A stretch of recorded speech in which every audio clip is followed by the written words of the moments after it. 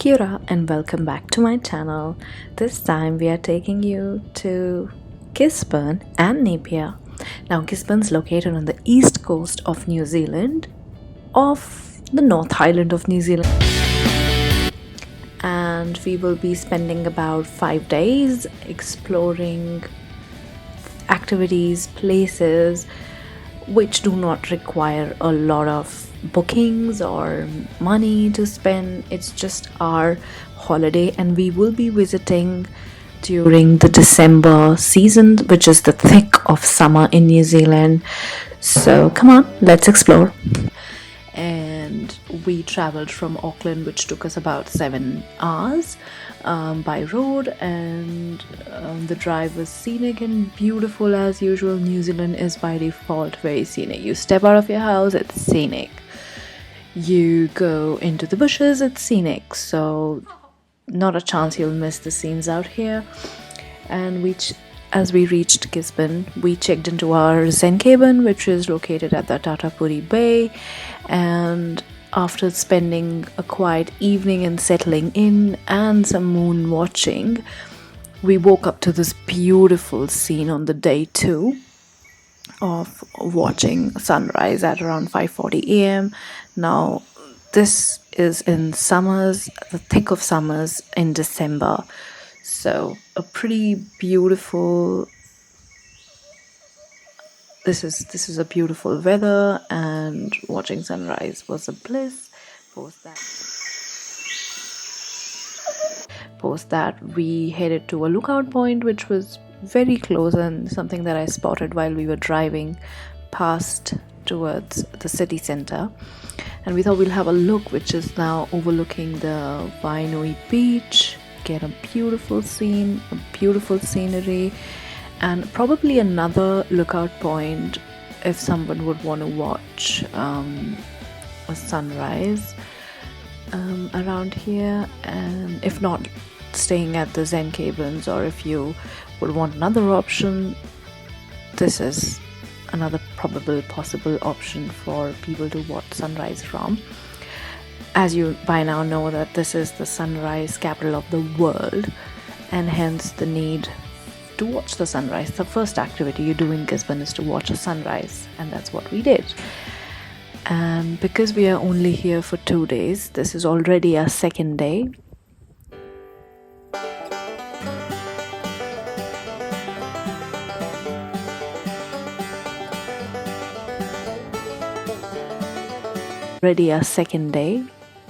We would now be heading back to Rere Falls, and we will be watching a horizontal waterfall for a change, which is again scenic and beautiful, and it's a leisure activity that you can just pay no money for. I mean, it won't hit or hurt your pocket.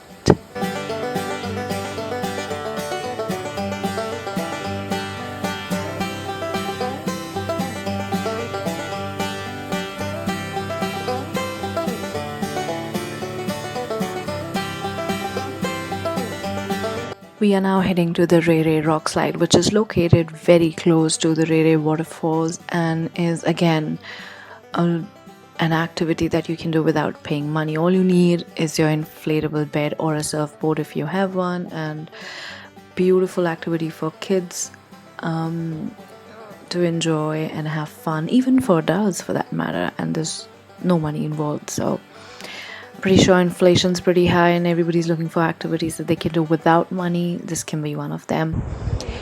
Post that, we were heading to Anaura Bay, and did you know that it has been named as one of the best beaches in New Zealand? Now you do. This can probably be another hub for people who like surfing, and because the entire east coast is for surfers, so go surf, people.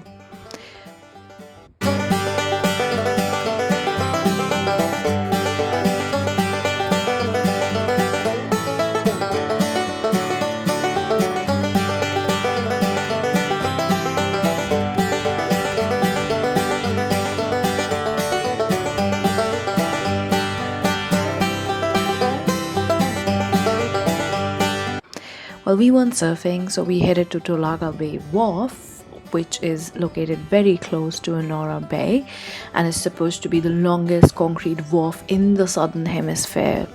Did you know that? Well, apparently it's said in history, Captain Cook casts anchor here in 1969, and this part of the beach is supposed to be excellent for swimming and fishing. So this is Tolaga Bay Wharf, supposed to be the longest concrete wharf in the southern hemisphere, and the place where Captain Cook casts his anchor in 1969. Of course, if you are in Gisborne, how do you miss a winery? Even though I don't drink wine, they're supposed to be.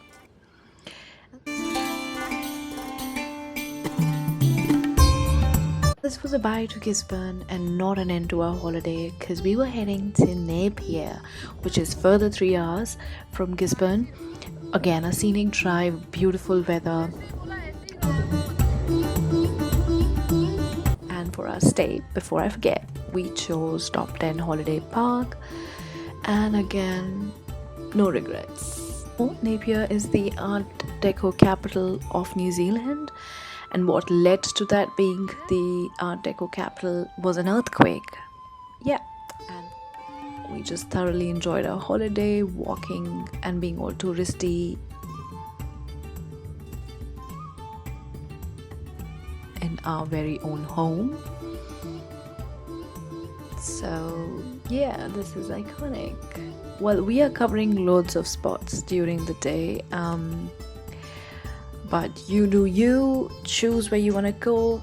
Our first option was to visit the museum. We were so intrigued by the history this place had, and we couldn't actually see it the first day we were walking in the city, so we came back on day 2, and there was a lot to cover in the museum itself, and we chose to listen to bits and pieces of stories of how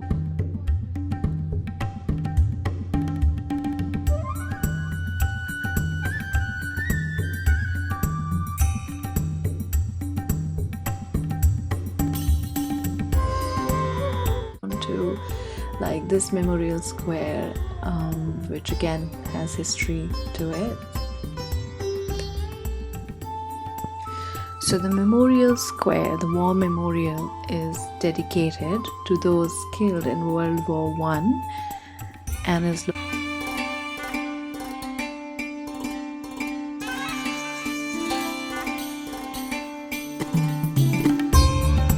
after walking through the city and through the parks, museum, and seeing War Memorial, I think we were tired enough to entice ourselves to a home cooked meal. Again, thanks to the Top 10 Holiday Park Napier, we could cook our favorite meal, and that's another thing about being vegetarian. You would want your soul food irrespective of where you are, and the facilities that are available to us here in New Zealand makes it so much easy to cook a hot meal at the end of the day and to just talk to each other, enjoy, spend time. That's what holidays are about, aren't they? So yeah, we enjoyed hot meal and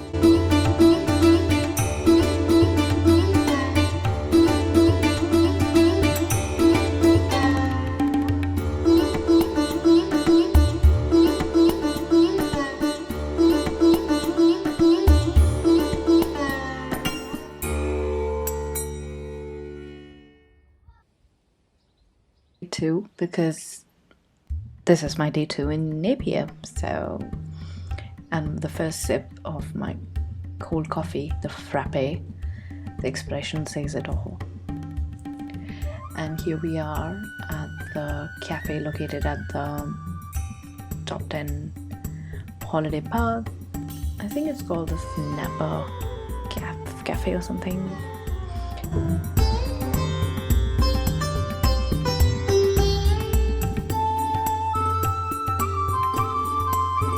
For on a holiday which is completely fluid, dynamic, and you've got the best company you could possibly have. So yeah, I'm just having fun.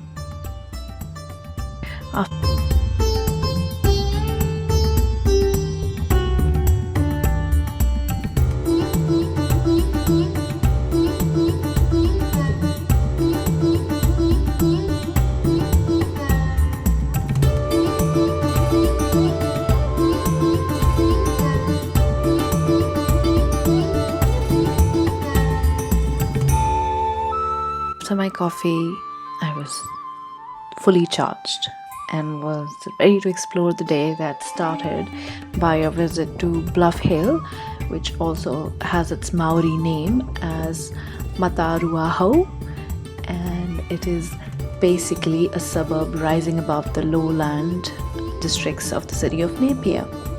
Now, Bluff Hill has a steep cliff face overlooking the port of Napier. So come on and check Bluff Hill out with us. The stunning views of the port from here.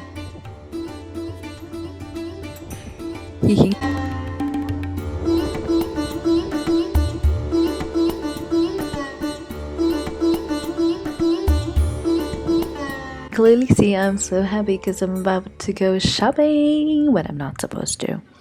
So I did my share of shopping real quick, and then we were heading out to Te Mata Peak. Now this can be a walk or you can actually drive, because we've already walked our share for the day and we've exhausted ourselves. We then tried taking the drive most of the way and just a 5-minute uphill to the lookout point at the Te Mata Peak. It's all for the views, baby. Wherever you go, New Zealand will never disappoint you. Coming back to the fun facts. Did you know that Te Mata Peak was once underwater and you can still find fossilized shells?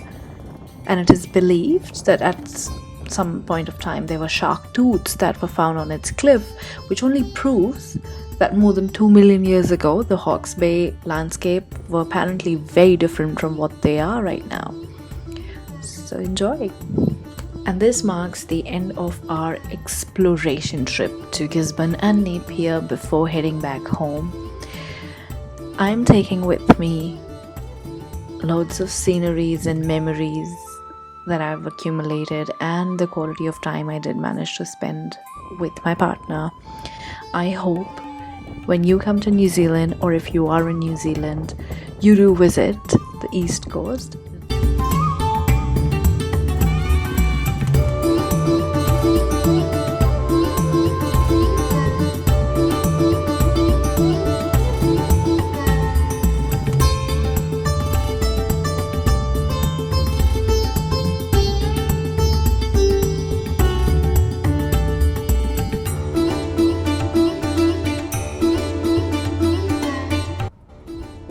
Kia ora.